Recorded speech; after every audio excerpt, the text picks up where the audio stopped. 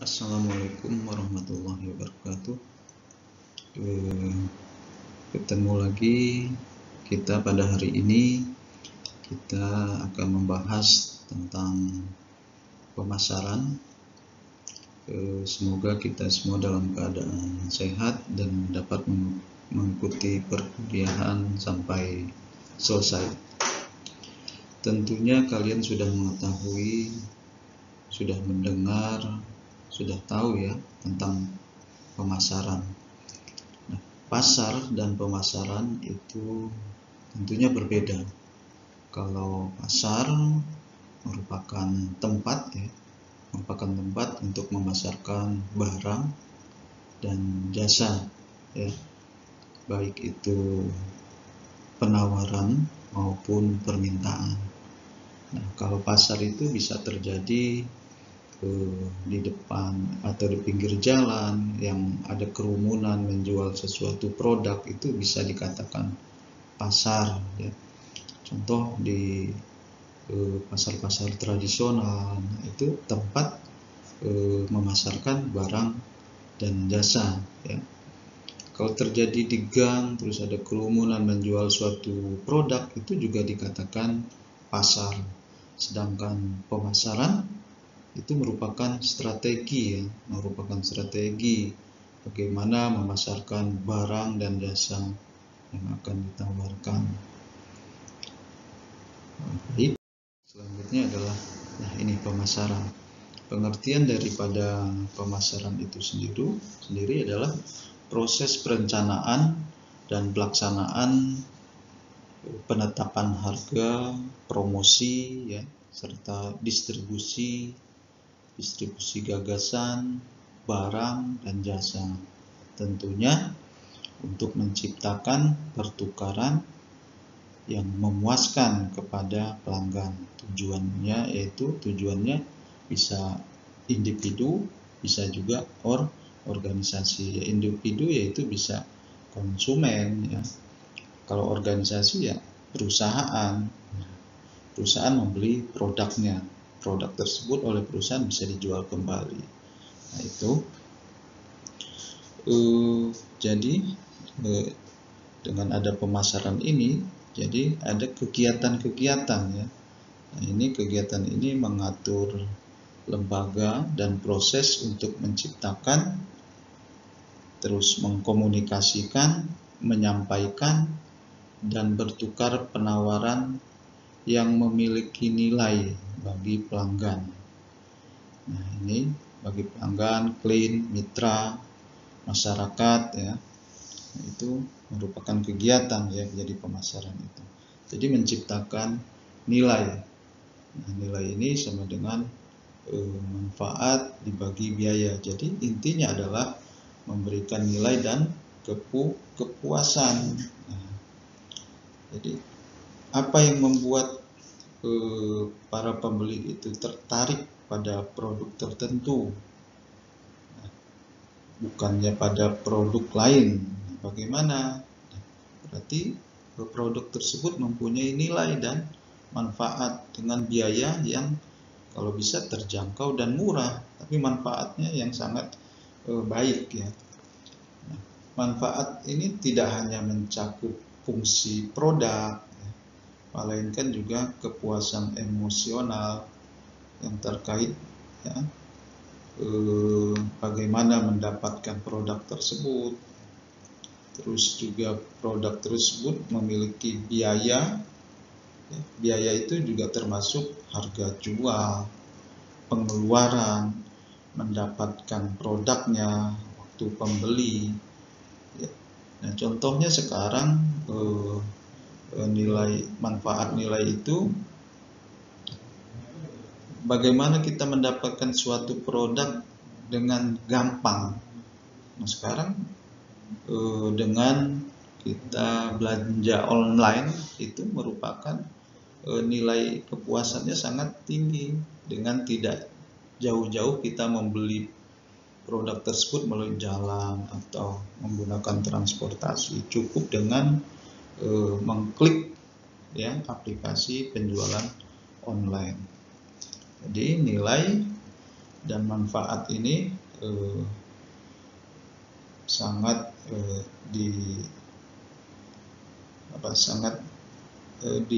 sama konsumen ini sangat diperlukan ya.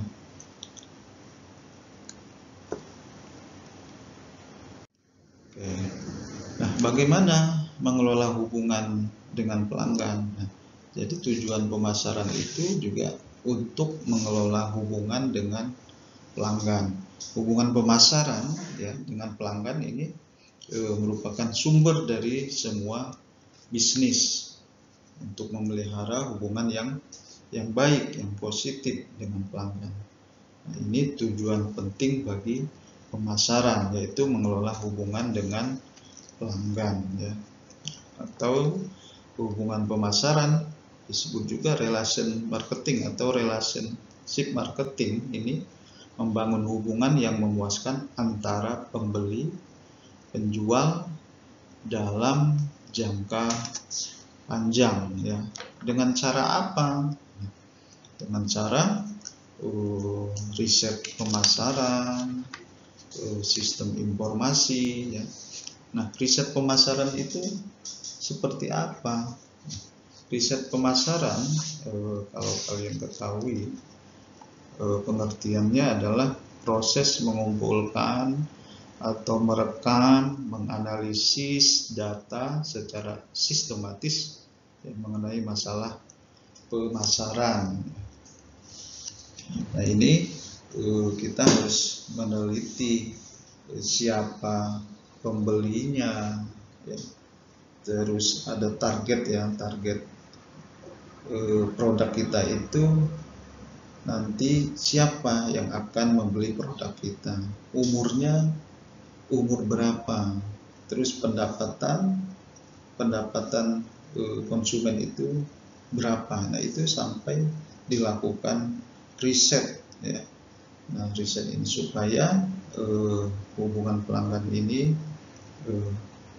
dapat terpuaskan, mendapatkan nilai yang sangat baik bagi pelanggan. Terus sistem informasi. Sistem informasi itu sendiri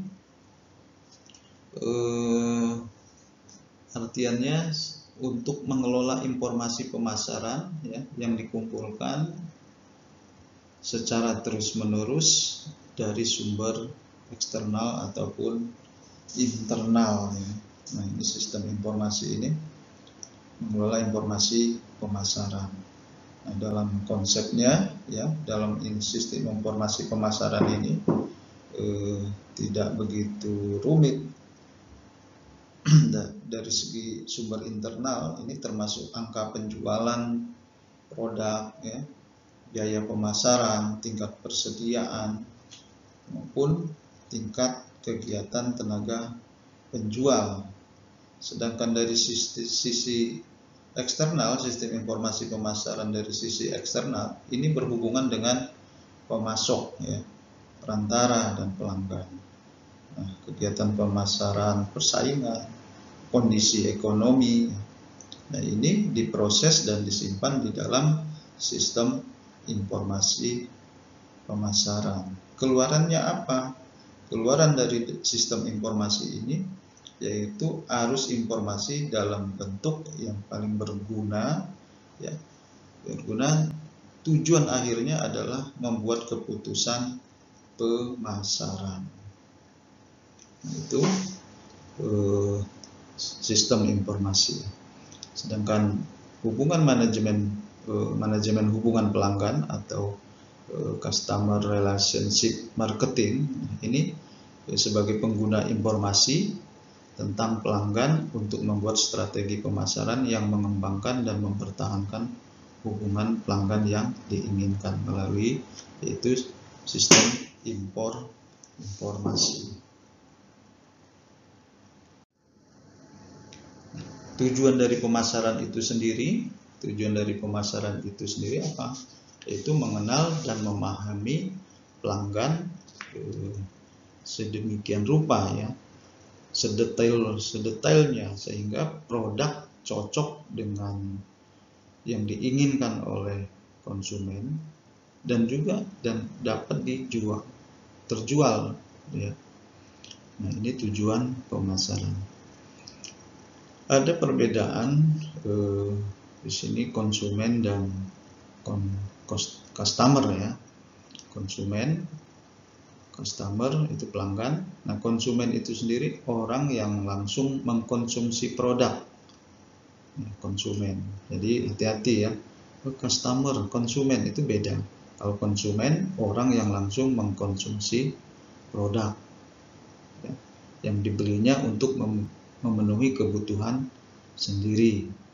Jadi tidak dijual lagi, ya dipakai sendiri. Itu konsumen. Sedangkan pelanggan atau customer ini konsumen yang menggunakan produk yang cara pembeliannya sudah dilakukan berulang-ulang.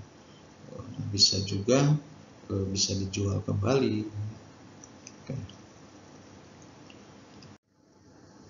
Oke.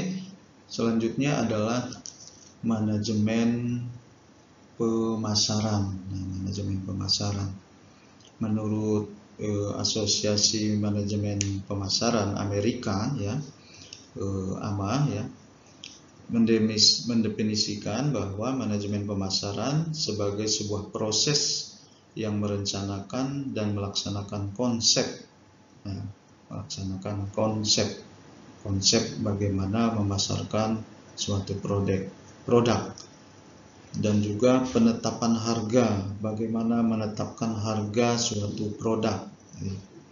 Terus bagaimana promosinya, bagaimana promosi tersampaikan, produk-produk tersebut tersampaikan ke konsumen ataupun bisa ke customer ya, ataupun ke organisasi. Nah, bagaimana mendistribusikan produk-produk yang akan dijual. Terus gagasan barang dan jasa tentunya menghasilkan pertukaran memenuhi sasaran yang sudah ditetapkan, baik menurut perorangan maupun organisasi. Nah, itu manajemen pemasaran yang fungsinya melalui proses perencanaan, promosi, distribusi, penetapan harga, dan lain sebagainya. Oke. Dalam pemasaran itu sendiri, kalau kita memperdalam ilmu pemasaran, maka kita harus mempelajari komponen-komponen utama pemasaran. Komponen utama pemasaran yang pertama adalah strategi pemasaran. Yang kedua adalah taktik pemasaran. Yang ketiga adalah value pemasaran. Strateginya itu bisa segmentasi, targeting, positioning, ya. Sedangkan taktik pemasaran ada diferensiasi, ya, membedakan marketing mix, ini bauran pemasaran, selling, ya, penjualan. Sedangkan value di situ ada brand, ya, brand merek, membangun merek, terus service pelayanan dan proses. Nah, ini nanti akan kita pelajari. Jadi pemasaran ini adalah materi yang saya sampaikan ini dasar sekali. Nanti ada materi-materi pemasaran lanjutan di semester 3, semester 4, 5 dan seterusnya. Itu ada pemasaran yang lebih mendetail. Oke, jadi ada pemasaran. Sekarang memasuki konsep pemasaran. Jadi konsep utamanya ada konsep-konsep pemasaran lainnya, yaitu ada konsep produksi. Nah, konsep produksi. Konsep produksi itu apa? Yaitu konsep bagaimana konsumen akan memilih produk yang terjangkau dan tersedia, ya. Sehingga ini tugas manajemennya nanti adalah meningkatkan efisiensi produksi dan distribusi serta menekan harga. Ya. Ini konsep produksi yang fungsinya bagaimana mendistribusikan suatu produk dengan harga yang bisa dicapai oleh konsumen. Yang selanjutnya adalah konsep produk. Nah, konsep produk ini konsumen akan memilih produk yang bermutu dengan harga yang wajar. Nah, ini yang diinginkan oleh konsumen. Produknya bagus tapi harganya yang sesuai. Sehingga apa? Sehingga tidak banyak biaya produksi yang diperlukan. Ini konsep produk. Tugas dari manajemen pemasaran itu sendiri harus ada konsep produksi, konsep produk, dan konsep penjualan. Nah, konsep penjualan ini bagaimana konsumen tidak akan membeli produk perusahaan cukup banyak jika mereka tidak dirangsang melalui upaya penjualan dan promosi yang gencar. Nah, ini konsep penjualan ini intinya adalah bagaimana meningkatkan penjualan melalui promosi yang gencar.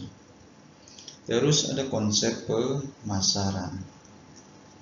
Konsep pemasaran, ya, ini adalah tugas utama perusahaan, ya, menentukan kebutuhan, keinginan, ya. Nah, ini yang berat ini. Kita akan menentukan kebutuhan konsumen, keinginan konsumen, ya, atau pelanggan, ya, sasaran, dan menyediakan produk yang diinginkan dari kelompok pelanggan. Nah, ini sasarannya dan menyediakan produk yang diinginkan. Nah, melalui apa? Melalui riset-riset pemasaran tadi. Ini tugas manajemen pemasaran. Konsep pemasaran ini melalui prosesnya apa tadi? Riset pemasaran dan sistem informasi. Sehingga seorang pemasar bisa mengetahui produk apa yang diinginkan oleh pelanggan atau kelompok pelanggan. Terus ada konsep pemasaran sosial. Ini gunanya adalah untuk menghasilkan kepuasan pelanggan serta kesejahteraan konsumen dan masyarakat dalam jangka panjang sebagai konsep untuk memenuhi tujuan dan tanggung jawab perusahaan. Nah, konsep pemasaran sosial ini nanti contohnya responsibility, ya, CSR, ya. Nah, tanggung jawab sosial perusahaan. Biasanya perusahaan-perusahaan besar itu ada CSR-nya itu ada beasiswa atau bisa pembangunan di lingkungan perusahaan itu sendiri. Nah, itu merupakan konsep pemasaran sosial. Dengan konsep pemasaran sosial itu brand, ya, produk-produknya akan diingat oleh masyarakat. Terus ada konsep bauran pemasaran. Nah, ini bauran pemasaran ini merupakan strategi pemasaran, ya, untuk menentukan kesuksesan perusahaan dalam mengejar keuntungan yang maksimal, ya. Nanti kita akan mempelajari bauran pemasaran. Selanjutnya adalah lingkungan pemasaran. Nah, lingkungan pemasaran ini dipengaruhi 4 faktor eksternal, ya, perusahaan. Nah, program pemasaran dengan mengakui adanya peluang atau ancaman. Yang pertama adalah lingkungan ekonomi dan hukum. Lingkungan ekonomi dan hukum ini mencakup kebebasan kepemilikan, stabilitas nilai tukar mata uang, tingkat suku bunga, ketersediaan energi dan bahan baku. Nah, lingkungan ekonomi hukum ini juga mencakup juga peraturan perundang-undangan, penghapusan korupsi pajak, dan regulasi-regulasi lainnya. Yang kedua adalah lingkungan sosial demografis. Nah, ini merupakan populasi manusia berkaitan dengan jumlah, ya, struktur usia, distribusi geografis, bauran etnis, distribusi pendapatan, ya, perubahan aspek demografis ini membawa peluang baru bagi beberapa perusahaan dan menurunkan peluang bagi sebagian perusahaan lain. Nah, ini dengan meningkatnya jumlah penduduk berusia lebih tua membuka peluang jasa penitipan orang meningkat ya. Nah, itu terus lingkungan teknologi. Yang selanjutnya adalah lingkungan teknologi. Ini mencakup cara dan pengetahuan yang membuat pekerjaan menjadi lebih mudah ya. Teknologi telah menjadikan proses-proses bisnis lebih efektif dan efisien dan produktif.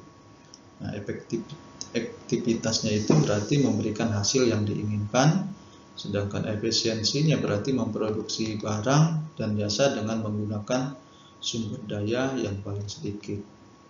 Nah, produktivitasnya adalah rasio jumlah keluaran dengan jumlah masukan. Lingkungan teknologi itu sendiri menyebabkan banyaknya pertumbuhan e-commerce, pembelian dan penjualan barang-barang juga, dan pemasaran juga melalui internet ya. Terus keempat adalah lingkungan persaingan. Nah, lingkungan persaingan ini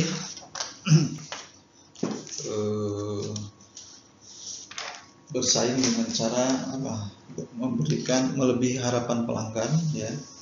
Jadi perusahaan memfokuskan bersaing pada kualitas ya. Terus tingkat harga ya, dan pelayanan yang lebih baik. Nah, persaingan itu sendiri dipengaruhi dengan produk substitusi, persaingan merek, dan persaingan internasional.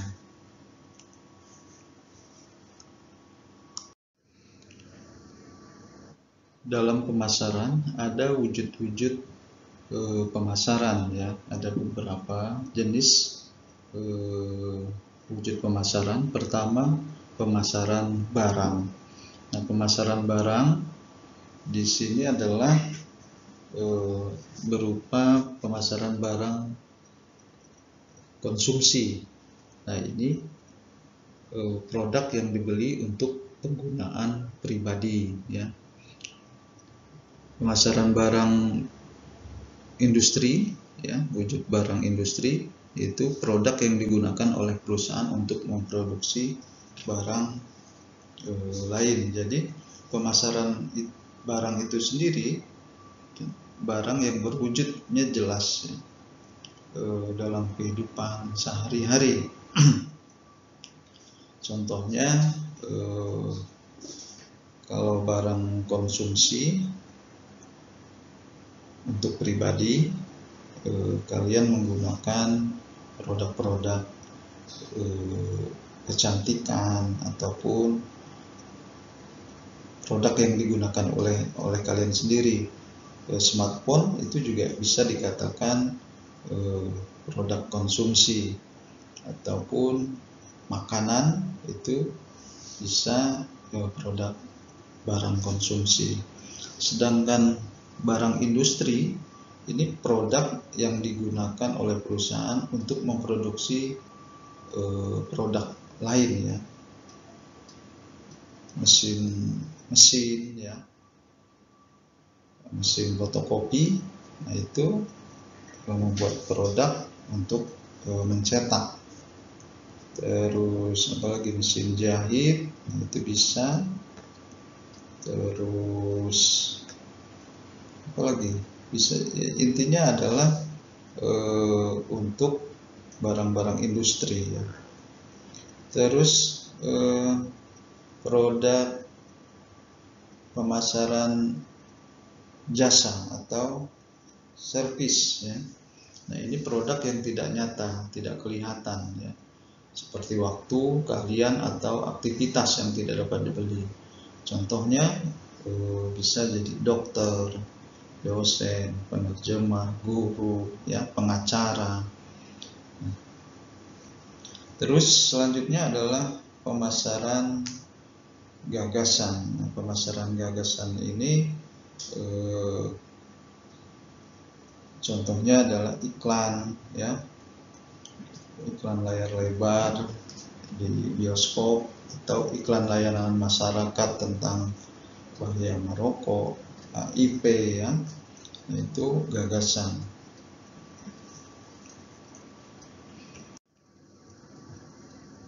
Dalam pemasaran tadi disampaikan adalah taktik pemasaran. Nah, taktik pemasaran ada diferensiasi, ada bauran pemasaran, ada penjualan. Oke, diferensiasi. Diferensiasi itu sendiri adalah menetapkan sekumpulan perbedaan, ya, perbedaan yang mempunyai nilai guna, membedakan penawaran perusahaan dari pesaingnya. Nah, inti dari diferensiasi itu sendiri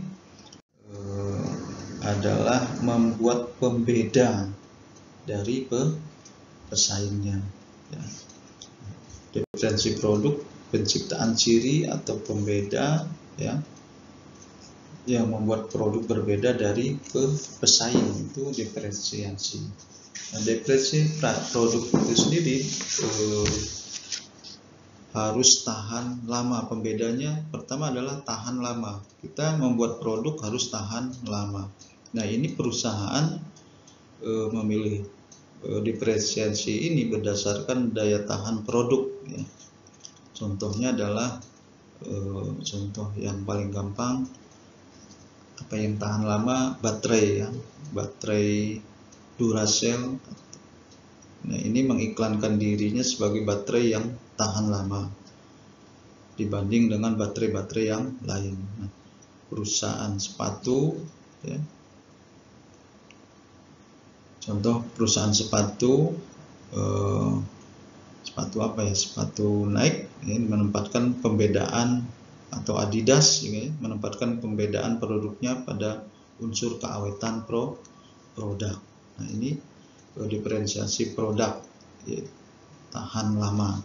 Yang kedua, diferensiasi produk, kinerja produk. Nah, ini mengacu pada keunggulan produk itu sendiri, nah, saat beroperasi, ya. Contohnya kinerja apa ya, merek mobil. Nah, merek mobil Volvo menempatkan perbedaan produknya dari segi keamanan atau keselamatan. Sedangkan BMW kinerja mesinnya. Nah, ini kinerja produk, ya. Terus kemudahan perbaikan. Nah, jasa kemudahan perbaikan. Nah, ini perbedaan produk, diferensiasi produk ini, kemudahan perbaikan ini unsur yang penting, ya, dalam memenangkan persaingan. Nah, salah satu keunggulan mobil Jepang, dan contohnya dibandingkan mobil Eropa atau Amerika, itu mudah diperbaiki, ya. Mobil Jepang mudah diperbaiki, kalau Eropa itu susah, ya. Nah, contohnya Astra, ya, mendirikan bengkel resmi auto di mana-mana. Nah, ini memudahkan pelanggan untuk memperbaiki mobilnya. Ini termasuk jasa servis, ya, pelayanan perbaikan. Apabila produk itu rusak, gampang untuk diperbaiki. Terus model atau desain. Model desain ini merupakan diferensiasi, ya, yang sangat perlu diperhatikan, bahwa desain atau model memegang peranan penting. Banyak, ya, contohnya produk otomotif yang itu didesain berbeda dari pesaing-pesaingnya, ya, dari segi teknologi, ya. Terus smartphone juga desain itu, persaingan desain itu sangat mempengaruhi, ya. Nah, itu diferensiasi produk terkait dengan desain atau modal. Terus hemat energi. Nah, hemat energi ini juga masuk dalam kategori diferensiasi. Contohnya dalam memilih barang elektronik, ya, barang-barang elektronik bisa TV, smartphone, ataupun pompa air. Nah, itu yang hemat energi seperti apa? Pemakaian watt atau jumlah watt pemakaian listrik yang hemat itu apa? Itu bisa mempengaruhi pembeli untuk membeli produk. Nah, ini yang dimaksud dengan pembeda produk, ya. Terus diferensiasi yang selanjutnya adalah SDM atau orang, ya, people-nya atau SDM-nya. Nah, ini berkaitan dengan sumber daya manusia. Para pekerjanya harus memiliki pengetahuan dan keahlian yang prima, ya, dalam membuat produk, pelayanan, ya. Terus sopan santun. Nah, dalam melayani pelanggan, pekerja dituntut berlaku baik dan ramah. Terus ada respon. Nah, ini pembeda produk, ada respon. Cepat, para pekerja harus cepat merespon terhadap keinginan dan permintaan pelanggan. Terus dapat diandalkan, para pekerja hendaknya memberikan pelayanan dengan konsisten dan keakuratan yang tinggi. Kalian coba perhatikan, ini terkait dengan SDM ini adalah servis, ya, atau pelayanan. Banyak perusahaan-perusahaan membuat produk, mereka mengedepankan pelayanan. Apa yang ditanyakan tentang produknya akan direspon dengan cepat. Terus ada diferensiasi pada servis pelayanan perbaikan, ya.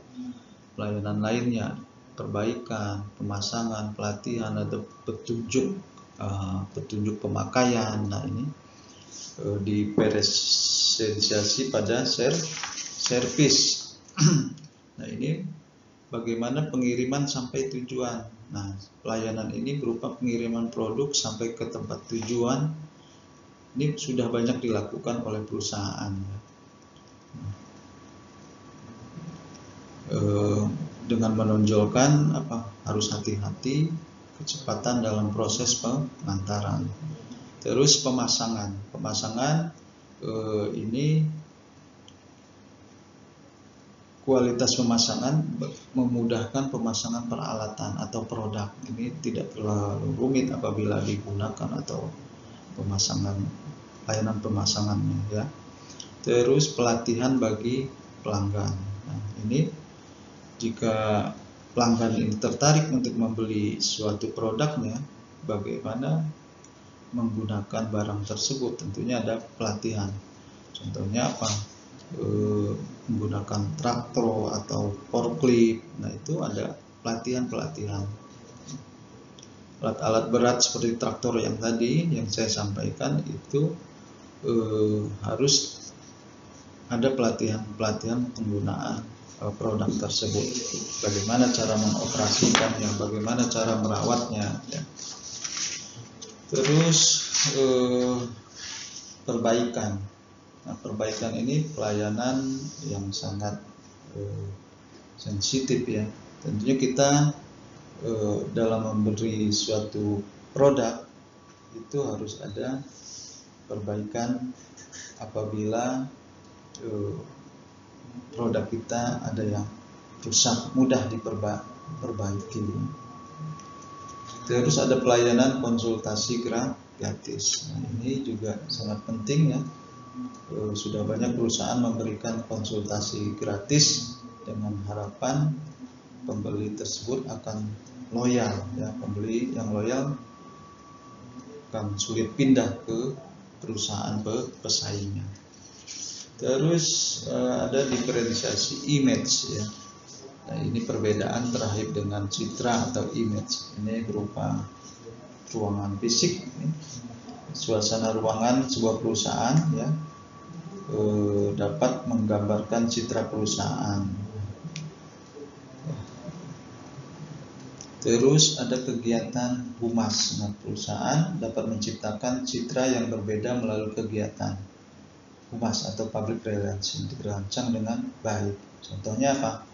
Melalui publisitas, membuat event-event tertentu ya, konferensi pers ya. Contoh apalagi, perusahaan susu sponsori lomba balita sehat, ataupun apa, perusahaan obat-obatan, minuman ya mensponsori olahraga lari dan lain sebagainya. Nah, ini tugas-tugas pemasaran yang sangat yang perlu diperhatikan ya, yaitu mendiferensiasi produk